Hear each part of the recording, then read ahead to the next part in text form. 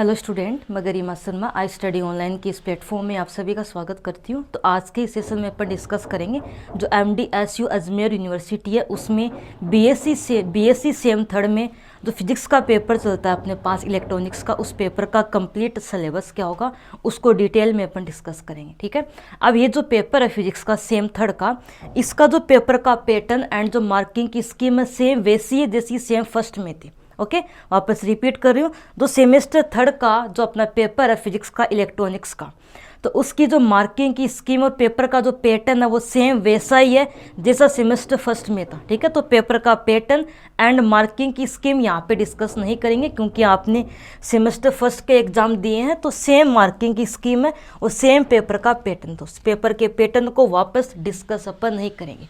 Okay, तो आज discuss करेंगे जो महर्षि दयानंद सरस्वती यूनिवर्सिटी अजमेर है उसमें बीएससी सेम थर्ड में फिजिक्स के पेपर के सिलेबस के बारे में। ओके, उससे पहले आपको मैं ये बता देती हूँ कि जो आई स्टडी ऑनलाइन का एप्लीकेशन है उसमें यह कोर्स स्टार्ट हो चुका है, सेम थर्ड के कोर्स स्टार्ट हो चुके हैं।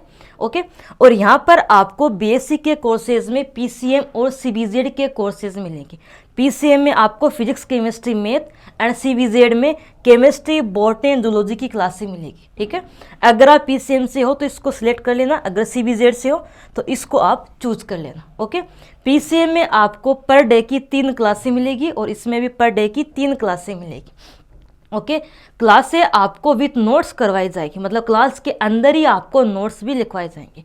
ओके, और अलग अलग मीडियम के अलग अलग कोर्सेज अवेलेबल, हिंदी का अलग है, इंग्लिश का अलग है। ठीक है, और यहाँ पे इस कंप्लीट कोर्स है, इसका एक कंप्लीट कोर्स आपको एग्जाम के 1 महीने पहले कंप्लीट करवा दिया जाएगा एंड इसी के साथ आपको एग्जाम के कुछ दिन पहले कंप्लीट जो आपका पेपर है उसके जो पीवाईक्यू है कुछ सालों के एंड जो इंपॉर्टेंट क्वेश्चंस है वो भी विथ सॉल्यूशन करवाए जाएंगे। इसी के साथ कंप्लीट पेपर का विथ वन शॉट एक रिवीजन होगा। ठीक है, तो ये सारी चीज़ें आपको मिलेगी यहाँ पे। ओके, और अगर किसी को भी कोई भी क्यूरी हो तो ये अपने पास हेल्पलाइन नंबर है, यहाँ पे आप क्यूरी अपनी सेंड कर देना। ओके, एंड ये जो अपना आई स्टडी ऑनलाइन का एप्लीकेशन है ये केवल ऐसा नहीं है कि ओनली फॉर अजमेर यूनिवर्सिटीज़ के लिए कोर्सेज अवेलेबल करवाता है, ये राजस्थान की जितनी भी यूनिवर्सिटी है सभी के लिए कोर्सेज अवेलेबल करवाता है। ठीक है, यहाँ पे आप बात कर सकते हो शेखावट यूनिवर्सिटी की, अलवर की, MSBU Bharatpur university, Bikaner, Kota university, Jodhpur university, Rajasthan university, तो सभी अदर यूनिवर्सिटीज़ के लिए भी कोर्सेज यहाँ पे अवेलेबल है। ओके, अब बात कर लेते हैं अपन सिलेबस की।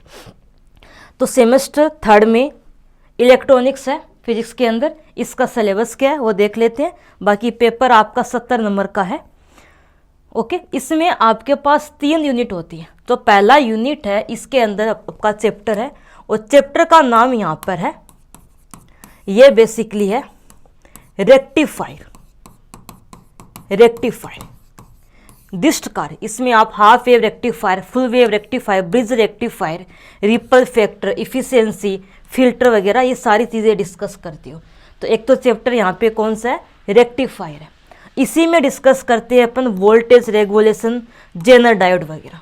ठीक है, तो ये अपना एक चैप्टर है, इसमें डिस्कस करते हैं सारी चीज़ें अपन कि रेक्टिफायर क्या होता है, और ये अपने पास सीरीज, इंडक्टर, शंट, कैपेसिटर सारी चीज़ें डिस्कस करते हैं। और ये अपने पास क्या है, वोल्टेज रेगुलेशन वगैरह, वोल्टेज जेनर डायोड की ये सारी चीज़ें इस चैप्टर में डिस्कस करते हैं।